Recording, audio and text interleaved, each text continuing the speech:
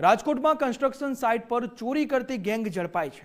આખરે એલ્યુમિનિયમ પ્લેટની ચોરી કરતી ગેંગ ઝડપાઈ ગઈ છે। ગેંગે અત્યાર સુધીમાં 4 ચોરીની ઘટનાને અંજામ આપ્યો હતો। આરોપીઓ પાસેથી 18 લાખનો મુદ્દામાલ કબજે કરવામાં આવ્યો છે। રોહિત ઉર્ફે બાવલો, કલ્પેશ માથાસુરિયા, મનોજ સોલંકીની ધરપકડ કરવામાં આવી છે। રાજેશ કુકડિયા, કિશન સોલંકી અને બાળ આરોપી સહિત 6 ઝડપાઈ ગયા છે।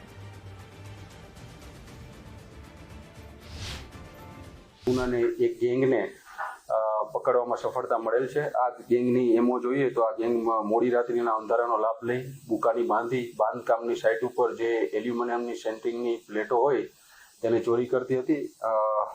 આ ગેંગને પકડવા દરમિયાન ટોટલ તેમની પાસેથી 134 નંગ એલ્યુમિનિયમની પ્લેટો, છોટા હાથી અને ઓટો રિક્ષા સાથે ટોટલ 18,04,000નો મુદ્દામાલ પણ કબજે કરવામાં આવે છે। અને આ સાથે તાલુકા પોલીસ સ્ટેશનના 3 અને યુનિવર્સિટીનો 1, આમ 4 અનડિટેક્ટ ગુનાઓ ડિટેક્ટ કરવામાં આ ક્રાઇમ બ્રાન્ચની ટીમને સફળતા મળેલ છે।